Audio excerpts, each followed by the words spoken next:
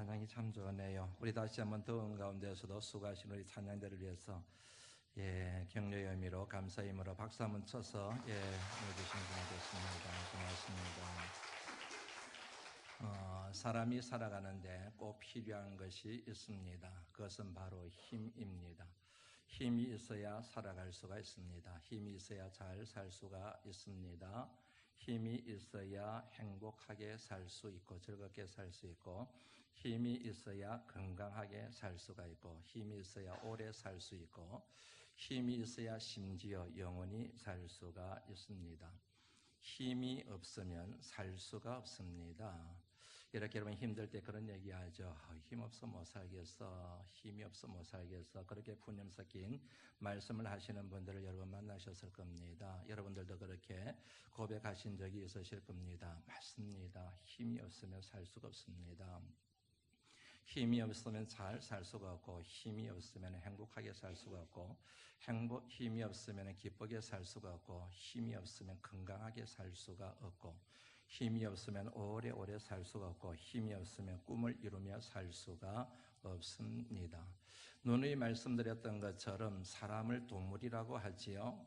왜 동물이라고 하는가? 움직이기 때문에 동물이라고 하는 것이 아니라 움직이지 않으면 살 수가 없기 때문에, 이게 굉장히 중요한 차이점입니다. 사람을 동물이라고 하는 이유는 움직이기 때문에 동물이라고 하는 것이 아니라 움직이지 않으면 살 수가 없기 때문에, 움직이지 않으면, 행동하지 않으면 살 수가 없기 때문에 동물이라고 한다. 그런데 여러분, 모든 사람들의 행동과 모든 사람들의 움직임의 방향과 목표는 딱 하나입니다. 그것은 힘입니다. 힘을 얻기 위해서입니다. 힘을 얻기 위해서 움직이고, 힘을 축적하기 위해서 행동하고, 그리고 그 힘을 지키기 위하여 에너지를 사용하게 되는 겁니다. 물질의 힘, 얻기 위하여 일하러 가고 돈을 벌러 가잖아요. 왜 공부를 하러 갑니까? 지식의 힘 때문에. 사람을 만나러 갑니다. 관계의 힘 때문에. 운동하러 가요. 건강의 힘을 위해서. 밥 먹으러 가요. 건강하게 살기 위해서. 가만히 생각해보면 모든 인간의 행위와 행동의 초점과 방향은 단 하나, 힘 때문이라는 사실을 쉽게 알 수가 있습니다. 그런데 참으로 안타깝고 불행하게도 앞서 말씀드렸던 이 같은 모든 힘들은 완전한 힘이 아니에요. 완벽하지가 않습니다. 불완전한 힘들입니다. 어떤 경우에는 긍정적인 힘으로 기능을 하는데, 어떤 경우에 따라서는 같은 힘이라 하더라도 부정적인 기능을 하게 됩니다. 어떤 힘은 나를 살리는 힘인데 어떤 힘은 나를 죽이는 힘이 됩니다. 그 힘 때문에 힘이 나는가 하면은 오히려 어떤 힘 때문에 내가 힘을 뺏기는 경우도 있습니다. 그 힘으로 인하여 효능과 효과도 보지만 어떤 경우에는 동일한 힘 때문에 내가 큰 부작용으로 고통을 당하며 살아가기도 한다는 사실을 조금만 생각해 보면은 알 수가 있습니다. 최근에 고혈압약에 발암 물질이 들어있다는 식약처의 발표 때문에 우리 사회가 발칵 뒤집혔어요. 저도 혈압약을 복용하고 있거든요. 그래서 제가 복용하고 있는 혈압약이 문제가 없는가 해서 살펴보고 의사에게도 알아보고 막 그렇게 했습니다. 혈압을 다스리기 위하여, 건강하게 살기 위하여, 오래 살기 위하여 혈압약을 복용했는데 그 혈압약이 발암물질이 들어있는 거예요. 그 약을 복용하면 암에 걸린다는 그런 얘기인 거이지요. NDMA라고 하는 발암물질. 여러분, 혈압약을 제조를 할 때 그렇게 만든답니다. 몇 가지 화학 원재료가 있는데 그 의약품 원료를 가지고 이렇게 합성을 시켜서 혈압약을 만든대요. 그런데 혈압약만 만들어지는 것이 아니고 그 같은 화학작용에 의해서 발암물질이 만들어지는데 그게 바로 NDMA라고 하는 물질이라는 얘기인 거지요. 이번에는 중국산 발사르탄인가 그러지요. 발사르탄이라고 하는 이 같은 중국의 의약품 원료에서 발암물질이 생성되는 문제가 있었지만은 중국산 이외에도 어떤 원재료에도 이 같은 발암물질이 발생할 가능성을 배제할 수 없다는 후속 식약처의 보도 때문에 이제는 혈압약을 먹는 것도 겁이 날 정도가 되고 말았습니다. 살기 위해서, 오래 살기 위해서, 건강하게 살기 위해서 과학의 힘으로, 의학의 힘으로 만들어낸 혈압약을 복용했는데 그 혈압약을 복용하는 순간 암물질이 내 마음에, 육체에 이렇게 축적이 되는 이 같은 부작용이 생긴다는 사실이 우리에게는 얼마나 큰 충격적인 뉴스였는지 모릅니다. 아는 것이 힘이지요. 그런데 여러분, 모르는 것이 약이 될 때가 있는 것 아시죠? 아는 것 때문에 힘이 된 적도 있지만 내가 알던 그것 때문에 인생이 힘들고 고통을 당할 때가 있습니다. 살기 위해서 돈을 모았는데 그놈의 돈이 내 인생을 망치고 가정을 깨뜨리고 부부관계를 깨뜨려버리는, 심지어는 사람을 죽이는 일까지 일어나게 된다는 사실도 여러분들 아시죠?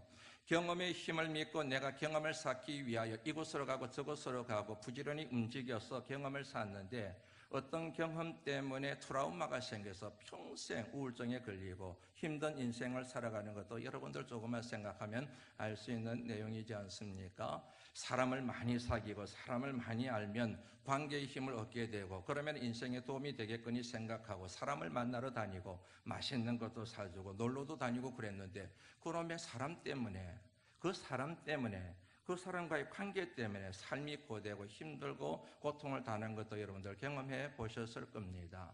아빠 힘내세요. 우리가 있잖아요. 어린아이들이 부모 앞에서 즐겨 부르는 노래 가운데 하나 있지요. 우리 집에도 그런 노래를 불러주는 자식이 하나 있습니다. 막내 아들입니다. 막내 아들이 종종 불러줘요. 아빠 힘내세요. 아빠 힘내세요. 제가 있잖아요. 막 그래요. 여러분, 그 같은 노래를 들으면 부모는 힘이 나지요. 그런데 힘과 나눔과 동시에 걱정이 생겨요. 저놈을 어떻게 먹여 살리나, 저놈을 어떻게 공부를 시키나. 아니, 아이에게서 힘을 얻기도 하고 그 아이 때문에 또 다른 근심 걱정이 찾아온다는 것, 그것을 통해서 자연스럽게 모든 힘들 우리가 움직여서 활동을 해서 행동을 해서 취하고 축적하고 지키려고 하는 그 힘들이 완벽한 힘이 아니고 불완전하며 양면성이 있다는 사실을 쉽게 우리가 깨달을 수가 있지요. 이유가 뭘까요?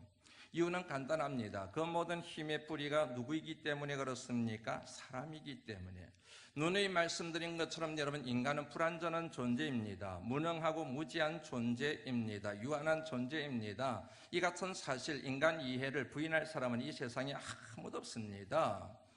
이 모든 앞서 말씀드렸던 힘의 뿌리가 바로 이 같은 불완전한 인간이요, 무지한 인생들이요, 그리고 한계가 명확한 인간이거든요. 콩 심었는데 콩 나는 법이지요. 팥 심었는데 팥 나는 법이지 않습니까? 콩을 심었는데 팥을 날 리가 없지 않습니까? 팥 심었는데 콩 날 일이 없지 않습니까? 무능하고 무지한 인생, 유한한 인생, 불완전한 인생이 만든 힘, 의학의 힘, 과학의 힘, 기술의 힘, 온갖 문명의 힘이 불완전한 것은 지극히 당연한 이치인 것이지요. 그런데 또 다른 중요한 하나의 힘이 있습니다. 신적인 힘이라고 얘기를 해요. 달리 말씀드리면 하나님의 힘이라고 그렇게 표현을 합니다. 하나님의 힘은 완벽합니다. 하나님의 힘은 완전합니다. 왜요? 그 힘의 원천이 되시는 하나님이 완전하신 분이시기 때문에, 전지하시고 전능하신 분이시기 때문에 그분을 원천으로 한 하나님의 힘은 완벽한 힘이요, 불완전한 힘이 아니라 온전한 힘이요, 완전한 힘이라는 사실을 여러분들 믿으시지요. 사람의 힘이 영향을 끼치는데 한계가 있습니다. 여기까지는 영향을 끼쳐요. 그런데 그 이후로는 영향을 끼치지를 못해요. 그런데 하나님의 힘이 영향을 끼치지 못하는 구석은 이 세상에 한 군데도 없습니다. 천지 우주 만물에 대하여 삼라만상에 대하여 영향을 끼치는 힘이 바로 천지 우주 만물을 창조하신 창조주 하나님의 힘이지요. 그러므로 사람의 힘은 하나님의 힘을 포함하지 못하지만 하나님의 힘은 사람의 힘까지 포함하기 때문에 우리 육신의 문제뿐만 아니라 영혼의 문제까지도 터치하는 능력이 된다는 사실을 믿어야 할 줄로 믿습니다. 저와 여러분들은 하나님의 사람입니다. 하나님이 사람이 되었음을 보여주는 증거들이 꽤 많이 있습니다. 그 중에 하나가 하나님만 힘삼고 살아가는 사람이 되었음을 선언하는 거예요. 나 하나님 믿어, 나 하나님의 자녀가 되어서 나 예수 믿기로 해서 이 같은 믿음의 고백은 이제는 더 이상 세상의 힘을 믿지 않고 사람의 힘을 믿지 않고 썩어질 것들에 내 인생을 걸지 아니하고 영원하신 하나님께 내 인생을 거는 그 같은 하나님의 자녀가 되었음에 대한 믿음의 선언인 것 여러분들 아시지요? 그런데 하나님의 사람이라 고백하면서도 물질의 힘에 의존하고 경험의 힘에 의존하고 사람의 힘에 의존하여 그렇게 인생을 살아간다고 한다면 개인에게는 얼마나 불행한 일이며 우리를 사랑하시고 우리에게 힘의 원천이 되시는 그 하나님께는 얼마나 수치스럽고 모욕적인 일이 되겠습니까? 시편은 총 150편으로 되어져 있습니다. 그 가운데 꽤 많은 분량을 차지하는 것이 다윗의 시입니다. 다윗의 시는 한마디로 말씀드리면 다윗의 신앙 고백입니다. 하나님에 대한 다윗의 신앙 고백, 그것을 다윗의 시라고 그렇게 얘기를 할 수가 있습니다. 꽤 많은 분량을 차지하는 다윗의 시를 고백하면서 그런 생각을 한번 했던 적이 있어요. 이 많은 다윗의 시 가운데서, 이 많은 다윗의 신앙 고백 가운데서 하나님이 가장 기뻐하시고 가장 좋아하시는 고백은 어떤 고백일까? 이렇게 많은 신앙 고백이 있는데 이 많은 고백들 가운데서 하나님이 정말 좋다, 이 고백이 정말 좋단다 다윗아, 그렇게 말씀하실 수 있는 신앙의 고백이 뭘까 생각을 해봤는데 여러분, 그렇게 많은 시간이 걸리지 않았습니다. 순간머리를 탁 스치고 지나가는 말씀이 있었는데 이 고백을 하나님이 가장 좋아하시고 가장 기뻐하시겠네 라는 확신이 들었습니다. 한번 따라서 해보시겠습니까? 나의 힘이신 여호와여, 내가 여호와를 사랑하나이다. 예, 이 고백이에요. 이 고백을 하나님이 가장 좋아하시겠구나. 나의 힘이신 여호와여, 내가 하나님을 사랑하나이다. 여러분들, 그가 성군이 될 수 있었던 이유, 수많은 어려움과 역경을 만났음에도 불구하고 그것을 이겨낼 수 있었던 이유, 죄를 범하고도 하나님 품에 돌아와 다시 한번 신앙의 여정을 이어갈 수 있었던 구원의 은총을 경험할 수 있었던 이유, 하나님과 계약을 맺음으로 메시아의 조상이 될 수 있었던 이유, 그 이유가 뭐예요? 하나님만 힘삼았기 때문에 그렇습니다. 그에게는 많은 힘이 있었습니다. 경험의 힘이 있었습니다. 10대 약관의 나이에 골리앗을 이긴 경험은 그에게 여러분 무엇과도 바꿀 수 없는 강력한 힘입니다. 백성들이 그를 향하여 사울은 천천히요, 다윗은 만만이라고 외치기 시작했습니다. 그 주변에 그의 힘이 될 수 있는 사람들이 많이 있었습니다. 나중에는 왕이 되었습니다. 권력을 갖게 되었습니다. 부귀영화를 취하게 되었습니다. 그럼에도 불구하고 그는 그와 같은 것들을 힘삼지 않았습니다. 오직 하나님 한 분만 힘삼고 오직 하나님 한 분만 인생의 목자로 삼고 살았습니다. 그리고 한 걸음 더 나가서 그의 힘이 되시고 그의 목자가 되셔서 그의 인생을 사망의 음침한 골짜기와도 같은 그의 인생을 푸른 초장 실만한 물가로 만들어주시는 하나님에 대하여 날마다 주님 사랑합니다, 주님 감사합니다, 이렇게 고백했던 것이 그가 그 같은 아름다운 삶의 스토리를 성경에 남길 수 있었던 결정적인 이유라는 사실을 우리 모두가 다 잘 알고 있지 않습니까? 그만큼 여러분, 하나님만 힘삼는 것, 하나님을 힘삼는 게 아니라 하나님만 힘삼는 것에 갖는 의미와 가치가 중하다, 그렇게 말씀을 드릴 수가 있습니다. 이 같은 의미에서 오늘 본문의 말씀은 저와 여러분들에게 상당한 도전이 되는 말씀입니다. 주님께서 시돈과 두로 지방으로 가셨습니다. 그것은 유대인의 땅이 아니었습니다. 헬라인들이 사는 헬라인의 땅이었습니다. 이방인 지역이었습니다. 갑자기 주님이 뜬금없이 이방인 지역으로 가신 것이지요. 왜 주님께서 뜬금없이 이방인들이 살고 있는 그곳으로 가셨을까? 여기에 대한 신학자들의 갑론을박이 책을 읽어가다 보면 많이 만날 수가 있습니다. 그 같은 갑론을박을 읽으면서 피식 웃음이 나오더라고요. 뭐 그렇게 복잡하게 생각할 거 있나? 제가 생각할 때는 간단하거든요. 왜 주님이 이방인 지역으로 가셨을까? 왜 이곳으로 가셨을까? 시돈과 두로로 가셨을까? 이유는 간단하지요.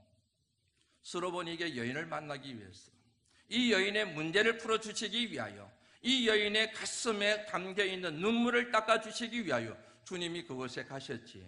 하나님의 본문의 말씀을 맥락을 통하여 이 같은 답을 쉽게 정리하면 되는 거지, 신학적으로 뭐 쩍쩍쩍 거리면서 굳이 얘기할 필요가 뭐 있나 하는 그런 생각이 들었다는 얘기입니다. 주님이 그곳에 도착하시고 어느 한 집에 머무르시다는 소문이 쫙 퍼졌습니다. 그 얘기를 들은 수많은 사람들 가운데 한 여인이 우리 식으로 얘기하면 벗은발로 주님을 찾아왔습니다. 25절 말씀 읽습니다. 읽습니다. 시작.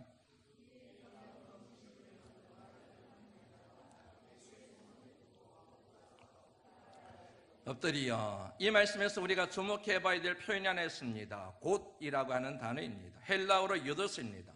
마가복음 전체를 이해하고 해석할 때 절대로 빠뜨리지 말아야 되고 주목해 봐야 될 키워드 중에 키워드가 바로 곧. 마가복음 전체에 43번에 걸쳐서 나옵니다. 주님에 대한 얘기를 들었습니다. 그 얘기를 듣자마자 즉시로 이렇게 되는 것이지요. 머뭇거리지 않았습니다. 주저하지 않았습니다. 이런저런 생각하지 않았습니다. 따지지 않았습니다. 이 눈치 저 눈치 보지 않았습니다. 다른 사람들은 가느냐 가지 않느냐 그거 생각하지 않습니다. 그 소문을 듣자마자 곧바로 즉시 주님을 향하여 다름질을 쳤습니다. 주님을 찾아가는 여인의 단호한 태도를 엿볼 수가 있습니다. 얼마나 많은 장애물들이 있겠습니까?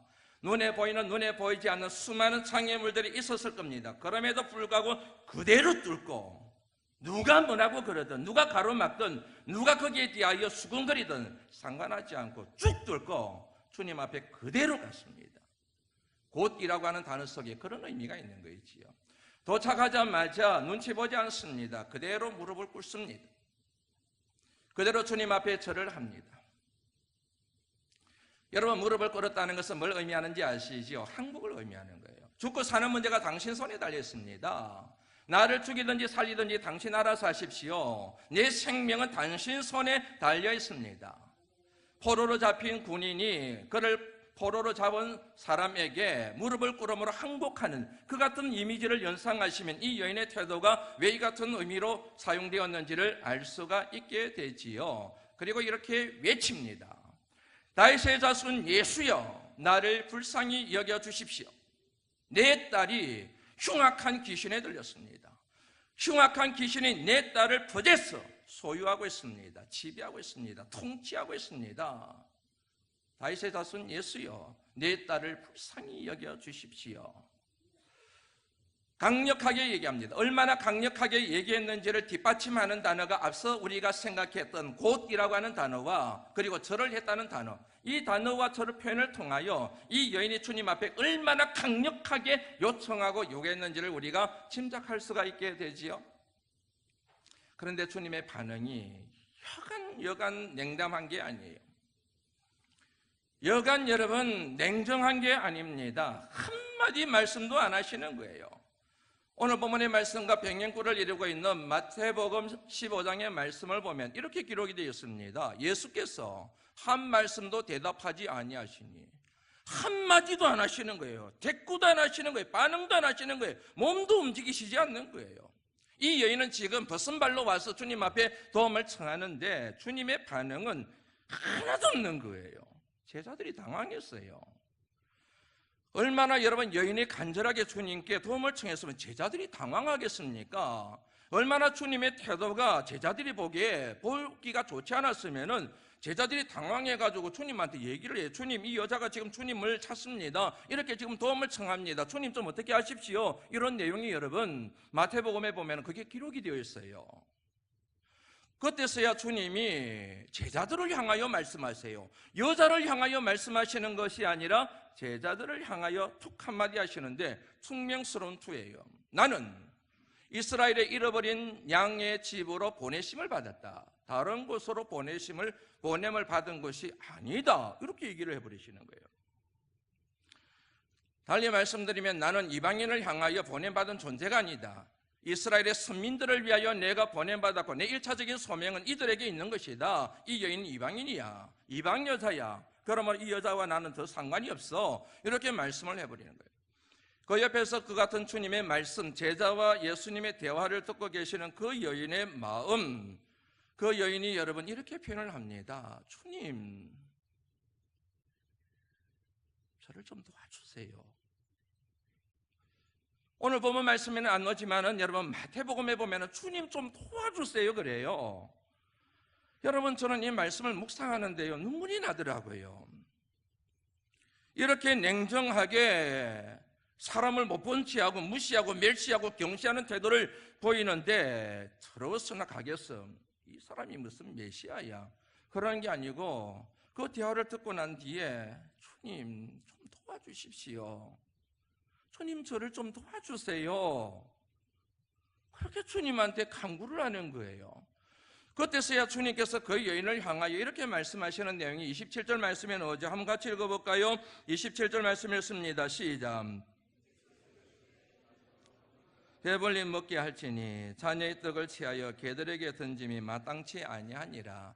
여기서 우리가 주목해봐야 될 단어가 두 가지 있지요. 하나는 여러분 자녀들입니다. 다시 말씀드리면 이스라엘 백성들, 선민들을 얘기하는 것입니다. 그리고 개들이 언급되고 있습니다. 여기서 개들은 이방인들을 얘기하는 것이거든요. 여러분 정말로 사나운 그런 개를 얘기하는 게 아니고 주인에게 우리식으로 얘기하면은 반려견이라고 생각하시면 됩니다. 그런 의미로 이 단어가 쓰여졌거든요. 자녀들은 이스라엘 백성들을 얘기하고 그리고 개들은 이방인들을 얘기하는 거예요. 이 스브로보닉의 여인은 이방인이라는 거예요. 그러면 개 같은 존재라는 거예요. 그러면 이 개 같은 이방인 여인에게 내가 줄 수 있는 게 하나도 없다는 거예요. 어떻게 이렇게 잔인한 말을 할 수 있어요, 주님이? 어떻게 여러분 지금 딸 때문에 답답해서 속이 상하고 너무너무 고통스러워서 그 문제를 해결하기 위하여 500여 기적을 행하시고 갖가지 질병을 고치신 소문을 듣고 벗은 발로 지금 주님 앞에 가서 무릎을 꿇고 도와달라고 얘기를 하는데 어떻게 이렇게 말할 수가 있습니까? 어떻게 이렇게 잔인하게, 어떻게 이렇게 여러분 엄청난 수치와 모욕을 주는 말을 주님이 하실 수가 있습니까? 주님의 의도가 무엇인지는 여러분들이 이미 알고 계시리라 여겨집니다. 여인의 반응을 좀 주목해 보려고 합니다. 그러자 여인이 그렇게 반응을 해요. 주님 옳소입니다. 주님의 말씀이 지당하십니다. 그러나 주님, 상 아래에 있는 개들도 어린아이들이 떨어뜨리는 부스러기를 먹습니다. 자녀들이 여러분 상에 둘러앉아서 음식을 먹어요. 그러면은 그 상 아래 개들이 모여듭니다. 그러면 어린아이들이 미숙하기 때문에 음식을 흘리잖아요. 그러면 그 개들이 음식을 핥아먹는 거예요. 여인이 그 같은 식으로 얘기를 하는 거예요. 주님 맞습니다. 저는 이방 여인입니다. 저는 개 같은 존재입니다. 하나님의 은혜를 받을 수 있는 자격이 저한테 하나도 없습니다. 그런데 주님, 개들도 상에서 떨어지는 부스러기 먹지 않습니까? 남는 은혜 있지 않습니까? 주님 버리시는 은혜 같은 거 있지 않습니까? 부스러기 은혜라도 좋으니 하나님, 주님 제게 그 은혜를 좀 나눠주시면 안 되겠습니까? 이렇게 이 여인이 주님한테 얘기하는 거예요. 예전에는 못 느꼈는데 이번에 이 말씀을 묵상하면서 여러분 숨이 턱 막히더라고요. 저는 너무너무 숨이 막혀가지고 여러분 꽤 많이 울었습니다. 제가 너무 많이 울었어요. 얼마나 답답하면, 얼마나 속이 상하면, 얼마나 고통스러우면은, 얼마나 사방을 우겨 삶을 당하는 그 같은 고난의 자리에서 헤어날 길이 없으면은 이처럼 잔인한 말로 영혼을 짓밟아버리는 듯한 이 같은 주님의 태도 앞에 물러서지 않고 개 취급받아도 좋습니다.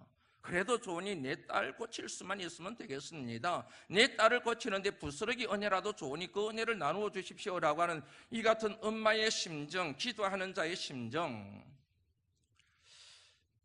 그런 생각을 해봤어요. 나는 지금까지 내 자식을 위하여 기도할 때 오늘 본문에 나오는 스로보닉의 여인같이 이렇게 애절한 마음을 갖고 내가 하나님 앞에 기도해 본 적이 있었던가? 내가 성도들을 위하여 기도할 때, 나라와 민족을 위하여 기도할 때, 누군가를 위하여 중보 기도를 할 때 정말 목회자로서 이 같은 애절한 마음을 가지고 이 같은 영혼의 고통을 겪으며 치열하게 하나님과 씨름해 봤던 적이 있었던가? 없는 거예요. 이 여인이 너무 불쌍해서도 눈물이 나다가 나중에는 너무 속이 상해서 눈물이 나는 거예요. 그러고서도 여러분 기도하는 종이라고, 그러고서도 기도하는 목사라고 어깨에 힘주고 폼이나 쟀으니 이 얼마나 부끄럽고 여러분 수치스러운 깨달음이었는지 모릅니다. 그런 생각까지 한번 해봤습니다. 목사니까 그런 생각할 수 있는 거죠. 우리 교인들 가운데 자식을 위하여, 남편을 위하여, 아내를 위하여, 부모님을 위하여, 물질을 위하여, 무엇을 위하여, 무슨 문제를 위하여 정말로 이처럼 스로보닉의 여인처럼 이렇게 치열하게 처절하게 자기를 낮추며 기도하는 사람들이 있을까? 하나님만 아시겠지요. 그러나 여러분, 제 개인적인 생각에는 하나도 생각이 안 나더라고요. 여러분들에게 대하여 어떻게 들릴지는 잘 모르겠지만 그런 분들이 제 머릿속에는 하나님의 생각과 다르다는 걸 전제하는 겁니다. 그런 분들이 한 번도 떠오르지를 않더라고요. 너무 마음이 많이 아프더라고요. 이 여인이 여러분 주님 앞에 이처럼 자기를 낮추고 인내하며 주님과 씨름할 수 있었던 이유가 뭘까요? 그에게 믿음이 있었거든요. 이방인이었지만 그에게 믿음이 있었던 거예요. 예수 그리스도에 대한 능력에 대한 믿음이 있었습니다. 이방인이지만 결국은 이분이 나를 사랑하셔서 내 기도에 응답하실 것이라고 하는 믿음이 그에게 있었던 겁니다. 이렇게 잔인한 말을 하지만 냉정하게 나를 대하지만은 내게 온갖 수치와 모욕을 주지만은 이분의 의도는 내 믿음을 시험하시려고 하는 이 같은 영적 통찰력이 이 여인에게 있었던 것이지요. 그래서 인내할 수가 있었던 겁니다. 자기와 싸워서 승리할 수가 있었던 것이지요. 당신이 메시아라면서요. 메시아가 이런 식으로 사람을 대해도 되는 겁니까? 당신에게 능력이 있다면 얼마나 있다고요? 이렇게 사람을 차별해도 되는 겁니까? 개 취급해도 되는 겁니까? 당신 메시아라고 할 수 있습니까? 가겠습니다. 더러워서 당신 돈 받기 싫습니다. 이렇게 얼마든지 반응해도 누구도 그 여인을 향하여 손가락질할 수가 없는 그 같은 수치를 당했지만 그럼에도 불구하고 이 여인은 떠나지를 않는 거예요. 주님, 저를 도와주십시오. 맞습니다. 주님, 저는 개 같은 존재입니다.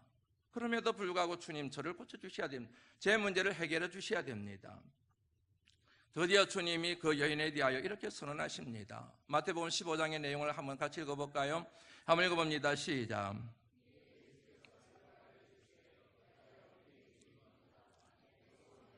이런 믿음을 일러서 큰 믿음이라고 얘기하는 겁니다. 이런 믿음을 일러서 소원을 이루는 문제 해결을 받는 능력 있는 믿음이라고 얘기할 수 있다는 사실을 이 말씀을 통하여 저와 여러분들이 알 수가 있습니다. 이 말씀을 묵상하는데 이 여인의 태도와 정말 비슷한 사람이 머리를 스치고 지나갔습니다. 그 사람은 바로 야곱입니다. 야곱의 태도와 그리고 이 스로보니게 여인의 태도를 묶는 키워드가 있습니다. 그것은 바로 씨름입니다. 하나님과의 씨름입니다. 여러분들이 잘 아시는 것처럼 야곱이 그의 형 에서가 그를 죽이기 위하여 군사들과 목전에 이르렀다는 소리를 듣습니다. 종들에게 선물을 붙여서 형에게로 보냅니다. 그리고 그는 야복강으로 가게 됩니다. 그리고 그곳에서 하나님과 씨름하기 시작합니다.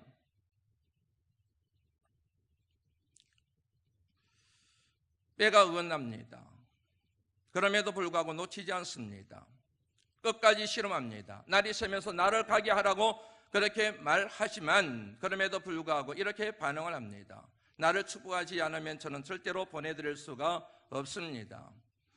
그 자리에서 그는 여러분 축복을 받습니다. 새로운 이름을 받게 됩니다. 그 이름이 바로 이스라엘입니다. 하나님과 겨루어 이겼다는 뜻을 가지고 있는 이스라엘이라는 이름을 받게 되고 동시에 그 형의 문제가 해결되어졌습니다. 그는 형과 씨름하지 않았습니다.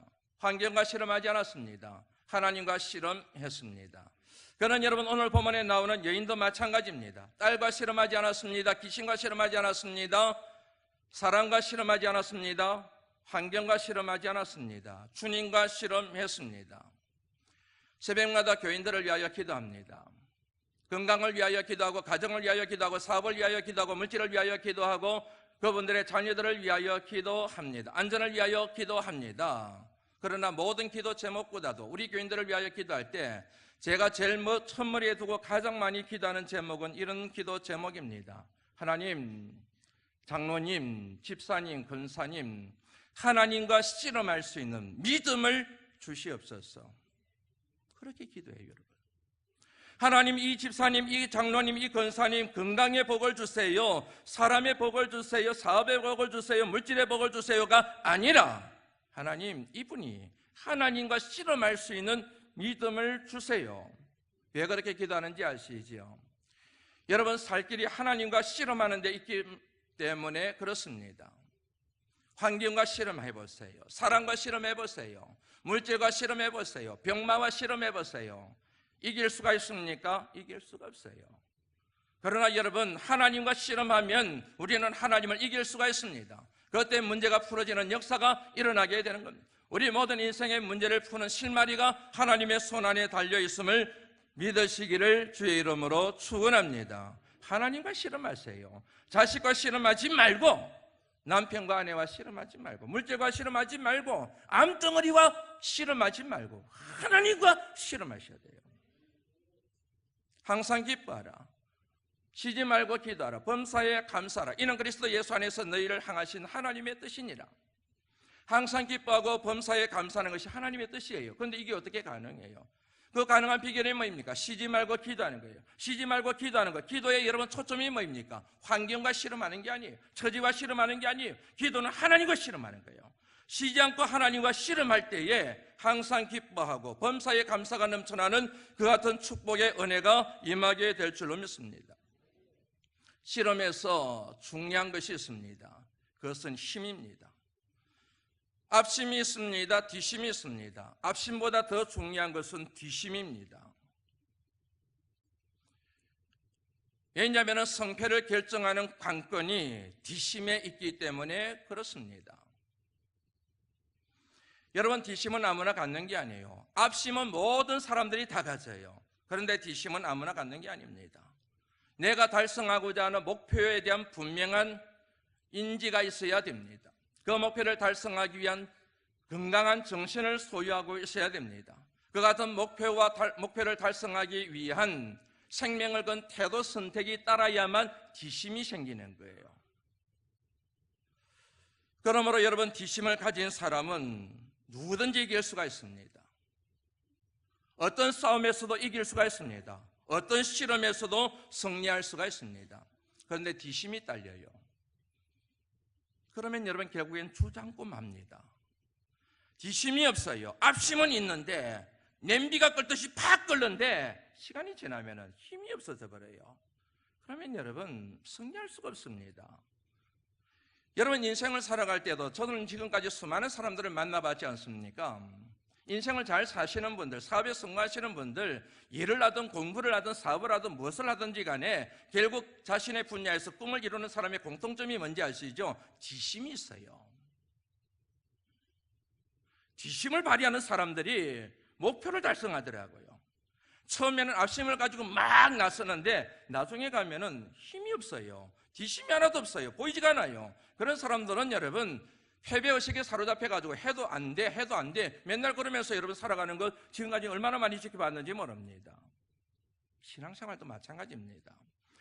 개인 신앙의 여정을 걸어갈 때, 우리가 천성문에 들었을 때 그때까지 우리에게 필요한 힘이 있습니다.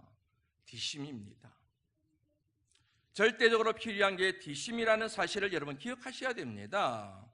야곱이 복을 받을 수 있었던 이유도 그에게 뒷심이 있었기 때문입니다. 수르보니에게 여인에게서도 우리가 발견할 수 있는 믿음의 힘은 뒷심입니다. 모욕했지만, 수치를 줬지만, 개 같은 여사라고 얘기를 했지만 그럼에도 불구하고 인내하고 주님과 겨루어 결국 이기게 만든 힘, 뒷심이에요. 믿음의 뒷심입니다. 저 자신을 봤을 때나 우리 교인들을 봤을 때 참 안타까운 것 중에 하나가 믿음이 성장하지 못하고 믿음이 자라지 못하고 믿음이 맴 도는 분들, 지금 우리 바라마스 교회 여러분 7년 됐습니다. 어떤 분은 최근 사이에 만나고 어떤 분은 7년이 됐어요. 가만히 들여다보면 여러분 믿음이 맴 돌아요. 성장하지를 못해요. 그 믿음으로 진보하지를 못합니다. 내나 그 믿음이 그 믿음이에요. 가만히 들여다보면 여러분 뭐가 문제가 있느냐 하면 많은 문제가 있을 수 있는데 그 중에 하나가 뒷심이 없어요. 모든 성도들이 앞심은 가지고 있는데 기도생활 시작해야지, 내가 새벽 기도해야지, 내가 자식을 위하여 사업을 위하여 내가 이제 예배를 회복해야지, 내가 이제 내 인생을 하나님 앞에 맡겨야지, 이렇게 다짐하고 결심하는 앞심은 있는데 시간이 지나면 이게 쑥 사라져, 이게 뭐 사라져버리는 거예요. 뒷심이 있어야 딱 가는데 수많은 방해물이 있고 장애물이 있고 사단이 공격하는 그 같은 엄청난 장애물들이 있는데 뒷심이 있어야 뚫고 가게 되는데 뒷심이 없으니까 맨날 당하는 거예요. 맨날 당하고 맨날 넘어지고 맨날 쓰러지고 그러면서 뭐냐면 이러면 안 되는데, 내가 이렇게 신앙생활을 하면 10년 전에도 했던 말을 또 하는 거예요. 20년 전에 했던 말도 또 하는 거예요. 그래서 여러분, 큰 믿음을 이루지 못하고, 큰 믿음이 없으니 우리의 그 마음의 소원도 이루지 못하고 그냥 그저 그냥 이렇게 인생을 살 수밖에 없구나. 예수 믿는다는 게 뭐 이런 거지, 뭐 별다른 게 뭐 있어. 이렇게 뭐냐면 패배의식에 사로잡힌 사탄의 여러분 함정에 빠져서 허적거리고 있는 이 같은 힘없는 믿음의 여정을 이어가는 것 이지 않겠습니까? 나는 선한 싸움을 싸우고 달려갈 길을 마치고 믿음을 지켰으니 이제후로는 나를 위하여 의의 면류관이 예비되어 있을 것이다. 선한 싸움을 싸우고 달려갈 길을 마치고 믿음을 지키기 위하여 뒷심이 필요하다는 사실을 사도 바울이 그 같은 선언을 통하여 우리에게 도전하고 있지 않겠습니까? 사랑하는 성도 여러분, 믿음의 뒷심을 회복하시기를 주의 이름으로 축원합니다. 그리할 때 서로 본익의 여인이 경험했던 그 같은 은혜와 축복이 여러분들 삶 가운데 넘치게 될 줄로 믿습니다. 큰 믿음의 사람이 되리라 저는 확신합니다. 오늘 말씀을 묵상하면서 함께 이 찬양을 부르면 참 좋겠다는 생각이 들어서 준비를 해가지고 왔습니다. 여러분들과 함께 이 찬양을 부르면 좋겠습니다. 괴로울 때 한번 같이 부를까요?